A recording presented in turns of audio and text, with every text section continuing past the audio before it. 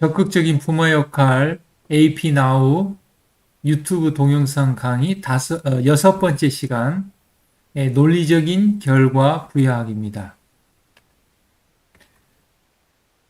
우리 그 3장 책임감과 훈육에 있어서 지난번 다섯 번째 강의에서 문제의 소유권이 부모에게 있을 때 훈육을 하는데 훈육의 그 세 가지 방법을 그렇게 살펴봤습니다.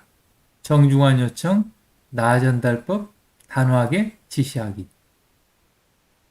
그래서 훈육은 작게 시작해서 점점 이렇게 강하게 한다고 그랬는데 이 세 가지 방법으로도 훈육이 되지 않을 때 이제 오늘 배우게 되는 논리적 결과 부여하기를 이렇게 하게 됩니다.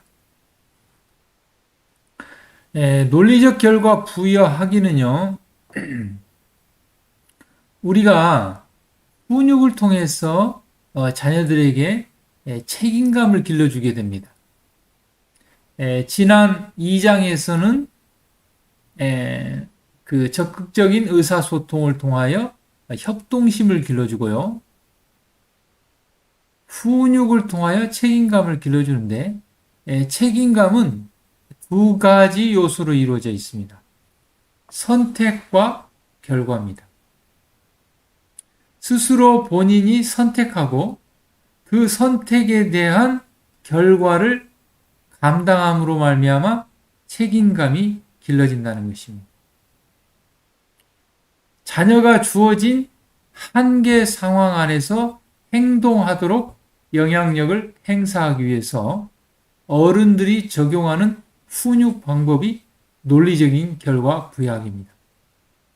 그래서 이 논리적인 결과 부여하기의 가장 큰 핵심은 논리성입니다. 논리성이라는 것은 자녀의 그릇된 행동과 논리적으로 연관이 되어야 된다는 것이죠. 그래서 우리의 자녀가 늦게 일어나서 학교를 지각하는 그런 그릇된 행동을 했는데 그 그릇된 행동과 아무런 관련이 없는 때린다든지 혹은 용돈을 주지 않는다든지 아무런 효과가 없습니다. 무엇보다도 책임감을 길러줄 수가 없습니다. 어떤 강압적인, 강요적인 그런 방법이 힘으로 하는 훈육이 다시 말하면 처벌이 일시적으로 효과를 주고 어느 정도 효과를 줄 수 있지만 책임감을 길러주지 못하므로 우리의 자녀들은 장차 행복하고 또 이 사회에서 생존하는데 장애가 될 수 있는 것입니다. 이 교과에 그 동영상으로는 이렇게 볼 수는 없습니다만은 논리적인 결과 부여하기에 대한 예가 이 교재 95페이지 개구장이 대성이 다시 태어나기에 나와 있습니다. 제가 잠깐 요약해서 설명을 하자면은요, 이 대성이가 그 벽에다 그림을 그리고 낙서를 했습니다. 그릇된 행동을 한 것이죠. 여러분 같으면 어떻게 하겠습니까? 어떻게 하십니까? 아이들이 깨끗한 벽에 그림을 그리고 글씨를 쓰고 낙서를 했습니다. 엉덩이를 때리고 화를 내고 그렇게 할 수도 있을 것입니다. 그러나 좀 시간이 지나면 아이들은 그 그릇된 행동을 또 반복하게 됩니다. 무엇을 왜 어떻게 잘못했는지 모르고 부모에게 혼나지 않으려고 매를 맞지 않으려고 다음부터는 안 하겠다고 하고 또 반복합니다.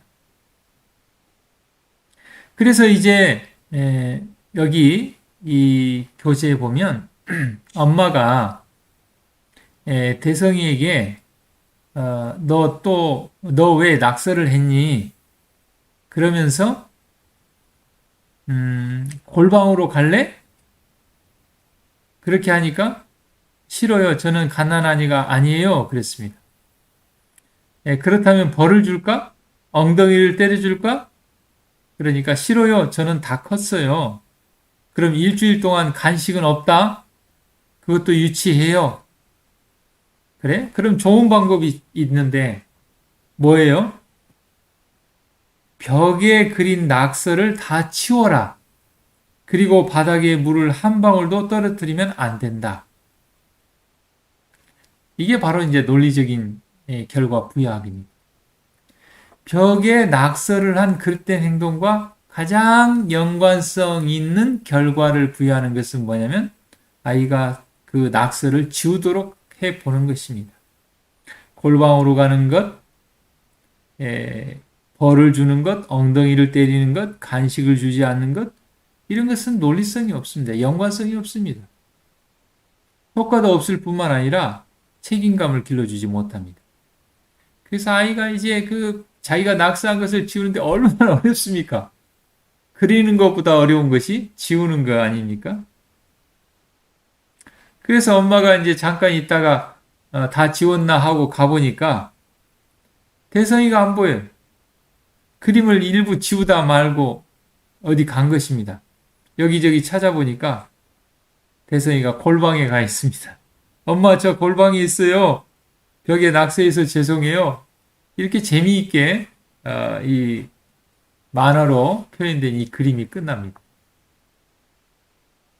다시 말하면 아이들도 낙서를 지우는 것보다 차라리 벌을 받는 것이 더 낫다. 이렇게 재미있게 표현을 했는데 아이가 직접 자기가 낙서한 것을 지워봄으로 인해서 어때요? 아, 이 낙서하는 것이 참 안 좋은 것이구나. 그래서 그것을 해결하려면 굉장히 힘이 드는 것이구나. 그래서 그림을 낙서를 벽에다 하면 안 되겠구나 하는 것을 뼈저리게 느끼게 되는 것입니다. 책임감이 길러지는 것이죠.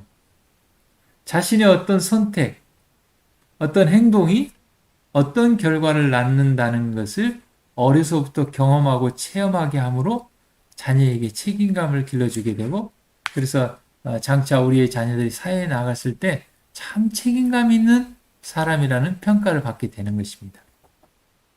자, 그런데 이 논리적인 결과 부여하기에 두 가지 선택의 방법이 있는데 양자택일의 선택과 조건부적 선택이 있습니다. 양자택일의 선택은 그릇된 행동을 교정하는데 양자택일의 선택을 사용하고요. 그 다음에 조건부적 선택은 그릇된 행동이 아니라 긍정적인 행동을 유발하기 위해서 사용하는 방법입니다. 그래서 한 예로 여기에 나오는 것처럼 자녀들이 아무데나 그림을 그리고 낙서를 했을 때 적극적인 부모는 어떻게 한다고 그랬습니까? 규칙을 정할 때 어떻게 정한다고 그랬어요? 자녀와 같이 이야기하고 자녀가 참여하고 서로를 존중하면서 규칙을 정한다고 그랬습니다. 그래서 아이와 규칙을 정하는 것입니다. 종이에다 그림을 그려라. 그게 싫거든 벽에 그림을 그린 다음에는 그 그림을 말끔히 닦아내야 한다. 양자택일의 선택권을 준 것입니다.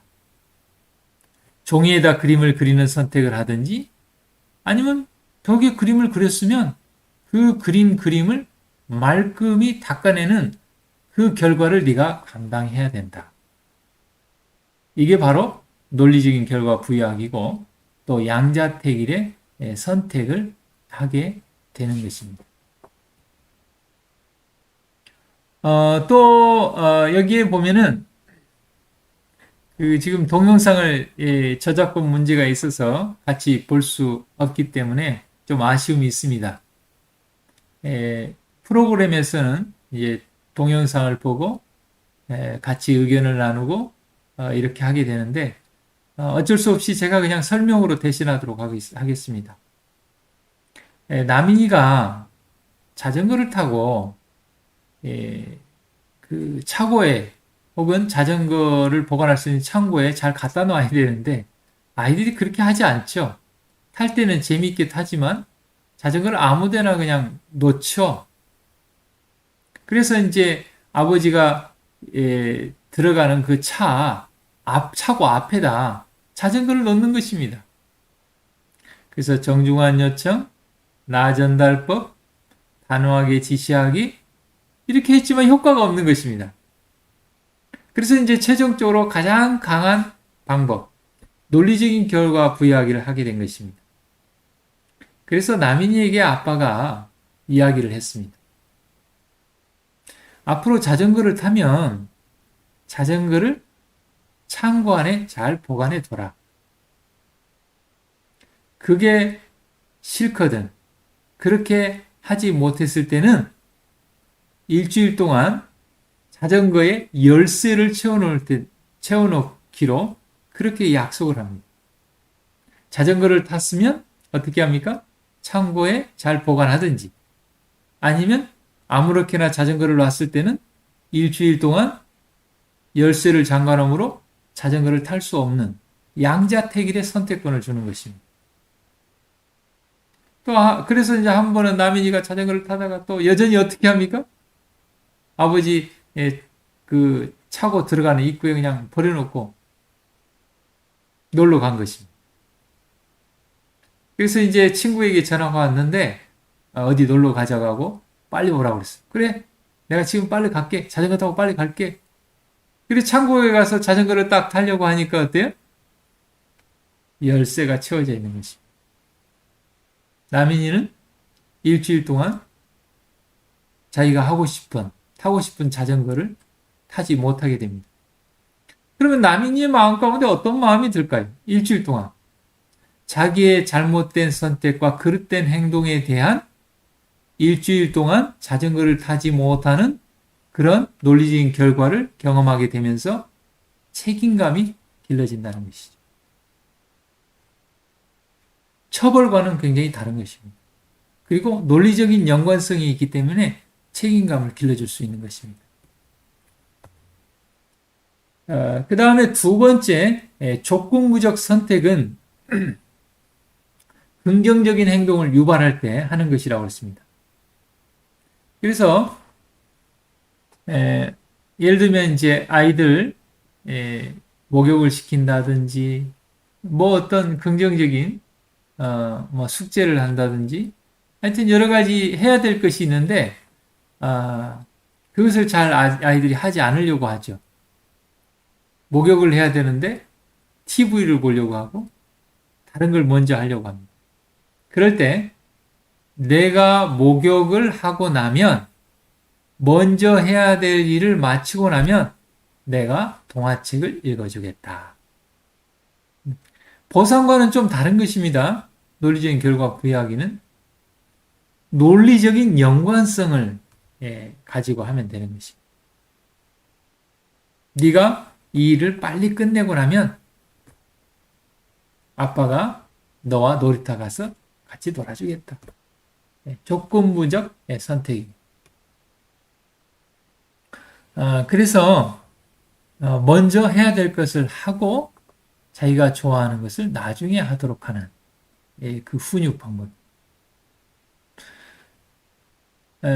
긍정적인 논리적인 결과 부여하기의 한 예를 좀 소개하려고 합니다. 나는 자녀들이 잘못을 행할 때에는 벌하는 대신에 그들이 옳은 일을 하도록 끝까지 타일렀다. 그랬던 행동에 대해서 무조건 어떤 벌하고 그런 것만이 아니고 긍정적인 논리적 결과를 부여하기입니다. 한 아이는 자기 마음대로 할 수 없으면 마루에 뒹구는 버릇이 있었다. 나는 그 여자아이에게 내가 만일 오늘 한 번이라도 성을 내지 아니하고 참으면 아저씨와 내가 너를 마차에 태워서 교회에서 재미있는 하루를 보낼 것이지만 만일 내가 한 번이라도 마루 위에 구르는 일이 있으면 너는 그 즐거움을 누릴 권리를 빼앗길 것이다 라고 말했습니다. 나는 이러한 아이들을 위하여 이 방법으로 했던 바 지금 나는 이런 일을 할 특권을 가졌던 것을 감사히 여기고 있습니다. 여러분 우리가 아이에게 벌 주고 고통을 가하고 화나게 하고 분노를 낳게 하고 그런 것이 아니라 그릇된 행동을 교정하기 위해서 연관성 있는 긍정적인 논리 부여하기 굉장히 효과가 있다고 이렇게 고백하고 있습니다. 자, 논리적인 결과를 부여하는 요령이 있습니다. 여기 8가지를 이야기하고 있는데 첫 번째는 자녀의 의견을 물어보는 것입니다. 참여하기죠. 선택권을 주는 것이죠. 선택권을 주는 것은 굉장히 효과가 있습니다. 우리가 자녀와 어떤 약속을 같이, 규칙을 같이 정하면 다음에 그 규칙을 어겼을 때 어때요? 지난번에 아빠와 같이 규칙을 정하지 않았냐. 우리가 규칙을 지키자. 이렇게 할 수가 있는 것이죠. 그런데 자녀의 의견을 물어보지 않고 어떤 규칙을 정하거나 논리적인 결과를 부여하게 되면 자녀는 어떻게 합니까? 저는 모르겠는데요. 저는 그렇게 하겠다고 하지 않았는데요. 일방적으로 엄마 아빠가 정한 거 아니에요? 요즘 아이들은 그렇게 이야기합니다. 첫 번째, 자녀에게 의견을 물어보는 것입니다. 이 벽에 이렇게 낙서를 하는 것이 굉장히 엄마 아빠에게 문제가 된다.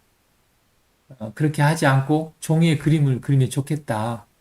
자, 그런데 다음에 또 그렇게 했을 때는 네가 선택한 그 선택에 대해서 어떻게 하면 좋겠느냐 아이들한테 물어봅니다. 둘째, 그래서 자녀에게 선택권을 줍니다. 셋째, 자녀에게 부과하는 논리적 경과에는 반드시 논리성이 들어있어야 한다는 것을 유념해야 합니다. 논리적인 결과 부여하기에 가장 중요한 것은 논리성입니다. 그릇된 행동과 관련된 것. 네 번째, 우리가 실천할 수 있는 선택권만 주어야 됩니다. 우리가 감당 못할 그런 선택권을 주면 안 됩니다. 그래서 한 번은 저희 아이 엄마가 다른 가정에서 아이가 잘못했을 때 밖으로 나가라. 그렇게 약속을 했는데 집에 와서 둘째 딸아이에게 뭘 잘못했는데 밖에 나가라 그러니까 저녁에 어두움이 있는 그 저녁에 밖에 나가는 것입니다. 누가 더 걱정이 됩니까? 부모가 더 걱정이 됩니다. 부모가 실천할 수 없고 감당할 수 없는 그런 선택권을 주면 안 됩니다. 효과가 없습니다. 다섯 번째, 단호하고 조용한 어조로 말하라. 여러분, 우리의 자녀들이 그릇된 행동을 했을 때 어떤 배우자가 다른 사람이 잘못된 행동을 했을 때 우리는 감정이 고조되고 화를 내고 그렇게 하죠. 근데 여러분, 정중한 요청, 나전달법, 단호하게 지시하기, 논리적 결과 부여하기는 화를 낼 필요가 없습니다. 단호해야 되지만 조용한 어조로 약속을 정하고 그것을 실행하면 되는 것입니다. 그럴 때 효과가 있습니다. 저도 아이들을 훈육할 때 화를 내면서 하니까요. 그 논리적인 결과 부여하기는 어디로 가고 없고 그런데 왜 아빠 화를 내는 거예요? 화낸 걸 가지고 이야기가 되면서 정작 중요한 것을 놓치게 되는 것입니다. 여섯 번째, 일단 자녀에게 선택권을 주고 나서는 그 결과를 실행해야 됩니다. 제가 한 번은 저희 아이가 중학교였을 때에 이제 그 집과 학교가 좀 거리가 있다 보니까 태워다 주기도 하고 태워오기도 하고 또 학원까지 태워다 주기도 하고 이렇게 이제 차량 봉사를 했는데 한 번은 제가 이제 다른 일을 하다 보니까 좀 늦었습니다. 저한테 화를 내는 것입니다. 아빠가 늦었다고. 그래서 참 이건 아닌데 그런 생각이 들었어요. 어떨 때 아이가 늦을 때도 제가 참고 이렇게 기다려주고 했는데 오히려 아빠가 봉사하는 아빠에게 늦었다고 화를 내니까 이건 아니라는 생각이 들었습니다. 그래서 제가 AP 배운 것을 활용해서 이렇게 약속을 했습니다. 이제 아빠는 더 이상 차량 운행을 해주지 않겠다. 이제 너는 버스를 타고 다녀야 된다. 그러나 급한 일이 발생했거나 꼭 필요할 때는 요청을 할 수 있다. 그럴 때 아빠가 최선을 다해서 도와주마. 그런데 아빠도 나름대로 하는 일이 있기 때문에 항상 도와줄 수는 없다. 이렇게 약속을 정했습니다. 아이가 기분 나빠하죠. 그래가지고 한 번은 학교에서 태우러 오라고 전화가 왔습니다. 제가 아빠가 지금 무슨 일을 하고 있기 때문에 태우러 갈 수 없다. 버스를 타고 와라. 아이가 전화를 탁 끊어요. 그게 화를 내는 것입니다.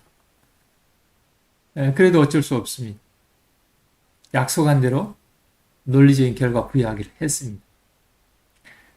그것을 이렇게 실천하는데 꽤 많은 시간이 흘렀습니다. 그래서 어느 정도 시간이 흘러가니까 그 뒤로는 이제 아이가 저한테 이렇게 전화를 하는 것입니다. 아빠, 지금 태우러 올 수 있어요? 그러면 저는 태우러 갈 수 있는 상황이 되면 태워다 줍니다. 그러나 제 일로 바빠서 갈 수 없을 때는 지금 아빠가 무슨 일을 하고 있기 때문에 태우러 갈 수 없어. 그렇게 합니다. 좀 서운하지만 아이는 거기에 또 적응해 가는 것을 보게 되었습니다. 그리고 제가 이렇게 필요할 때 태워다 주면요. 굉장히 고마워하는 것입니다. 우리가 자녀에게 선택권을 줬으면 그 결과를 꼭 실행해 보기를 바랍니다.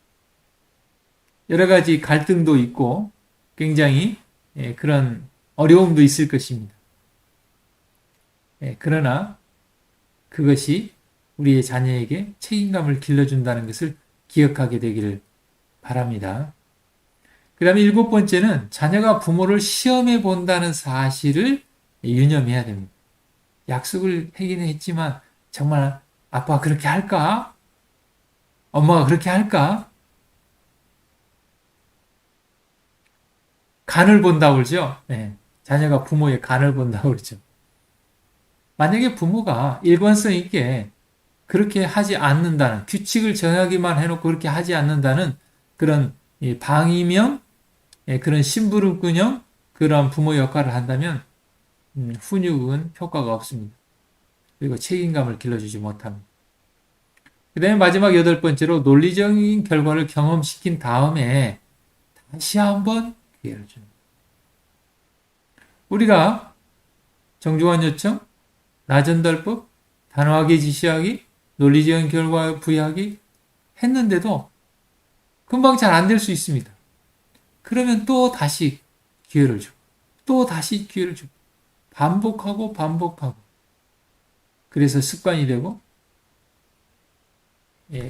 그래서 훈련이 필요한 것이죠. 여러분 우리가 머리로 알았다고 그대로 되는 것이 아닙니다. 피아노를 배우러 갔는데 피아노 선생님이 이렇게 쳐야 된다고 알려줬어요. 머리로는 이해했습니다. 근데 내가 치면은 피아노 선생님 치는 것처럼 그게 치워집니까? 아닙니다. 또 연습하고 또 연습하고 또 연습해서 되는 것입니다. 마찬가지입니다. 논리적인 결과 부여하기 좀 연습을 해야 됩니다. 브레인스토밍. 그래서 어떤 그릇된 행동과 관련된 논리적인 결과 부여하기가 어떤 것들이 있는가 여러분 좀 각자 생각해 보시고 좀 어려움이 있다면 좀 댓글을 통해서 이런 경우가 있는데 이런 경우에는 어떤 논리성이 있는 논리적인 결과를 부여하면 좋겠습니까? 하고 좀 댓글을 달아보면 이 방송을 보시는 분들이 서로 도움을 좀 주고 저도 좀 댓글에 댓글을 달면서 서로 도움을 줄 수 있겠습니다. 문제 예방적 대화입니다. 문제가 발생한 뒤에 일을 처리하는 것은 참 어렵습니다. 힘이 듭니다. 근데 미리 예방하는 것은 자그마한 노력으로 그 나쁜 결과를 낳지 않게 하기 때문에 문제 예방하기 중요합니다. 문제를 예방하기 위해서 자녀와 긍정적인 관계를 수립하고 품성과 긍정적인 가치관을 심어주고 문제가 발생하기 전에 미리 말해주는 것입니다. 그래서 문제 예방을 위한 대화. 예를 들자면 요즘 우리의 자녀들이 학교에서 폭력 문제가 아주 심각합니다. 저희들이 학교 다닐 때는 치고받고 싸우고 피가 난다 할지라도 부모들이 그렇게 얘기했습니다. 아유, 어릴 때는 이렇게 싸우면서 크는 거예요. 그러면서 그렇게 이해가 되었습니다. 이해를 해줬고요. 근데 지금 그렇지 않습니다. 조금만 밀치기만 해도 학교에서 심각하게 그 폭력위원 회의를 열어서 문제가 됩니다. 또 여러 번 그 일이 반복되면 또 전학을 가게 되기도 하고 정말 어떤 경우에는 경찰서에 신고까지 하기도 합니다. 그렇다고 우리의 자녀들이 계속 학교에 가서 괴롭힘을 당하도록 그냥 둘 수도 또 없습니다. 어떤 경우는 우리의 자녀가 다른 사이에 또 폭력을 행사할 수도 있습니다. 그래서 다른 친구와의 관계에 있어서 어느 정도까지 힘을 쓸 것인가 그것을 문제 예방을 위한 대화를 통해서 규칙을 미리 정해놓는 것은 문제를 예방하는 가장 좋은 방법이 되겠습니다. 그래서 문제 예방을 위한 대화에서 잠재적인 문제점과 위험 요소를 찾아보고 생각과 감정을 나누고 행동에 대해 지침을 만들고 경우에 따라서 자녀가 얻게 될 인센티브에 대해서 미리 말해주고 자녀가 지침을 준수했는지 알아보는 것입니다. 한 번은 저희 아이가 어렸을 때 마트만 가면 뭘 사달라고 막 조르는 것입니다. 그래서 제가 이 AP 교육을 받고 난 뒤에 이 문제 예방법에 대해서 이렇게 생각을 하면서 한 번은 이제 또 마트를 가려고 하니까 막 따라와요. 그래서 제가 아이에게 이렇게 얘기했습니다. 아빠를 따라오기는 것은 좋은데 약속을 하나 하자. 마트에 가서 뭐 사달라고 조르지 말라. 그러면 따라와라. 문제 예방을 위한 대화를 했습니다. 근데요, 아이들도 약속을 하면 약속을 지키려고 합니다. 아이들이 엄마 아빠한테 자주 그렇게 얘기하죠. 엄마 아빠 지난번에 사주기로 약속했잖아요. 마찬가지입니다. 같이 마트를 갔는데 아이가 뭘 사달라고 하면 어떻게 얘기하면 됩니까? 오, 마트에 가면 뭐 사달라고 하지 않기로 약속했잖아. 약속을 지키지 않으면 다음부터는 마트에 데려가지 않기로 하면 되는 것입니다. 문제 예방을 위한 대화 굉장히 중요합니다. 그리고 많은 효과가 있을 것입니다. 그래서 가족 모임에서 문제 예방을 위한 대화로 아까 제가 말씀드린 것처럼 폭력의 사용을 힘의 사용을 어디까지 어떻게 할 것인가 문제 예방적인 그 대화가 필요합니다. 이제 그 다음 4장을 좀 교재를 읽어 오시고 그 다음에 과제는요. 이 부모교육 AP 프로그램은요. 과제가 중요합니다. 그래서 프로그램을 진행할 때 한 주에 한 번씩 이렇게 합니다. 그래서 이번 주 공부한 것을 과제를 내고 그것을 일주일 동안 실천해 보고 그것을 와서 나누고 이렇게 하는 것입니다. 그래서 여러분 정중한 요청 나전달법, 단호하게 지시하기, 논리적인 결과 부여하기, 이것을 좀 한번 실천해 보시고 좀 댓글도 달아주시고 그렇게 하면 더 효과가 있겠습니다. 다음번 7번째, 8번째 강의는 자녀의 그릇된 행동을 이해하고 교정해 주기입니다. 훈육이 좀 더 깊게 가는 것입니다. 아이들이 왜 그릇된 행동을 하게 되는가? 그 요소들을 찾아보고 먼저 이해하고 교정하고 훈육해 주는 것입니다. 오늘 또 배운 것이 있으면 한 가지씩 댓글을 달아주시면 좋겠습니다.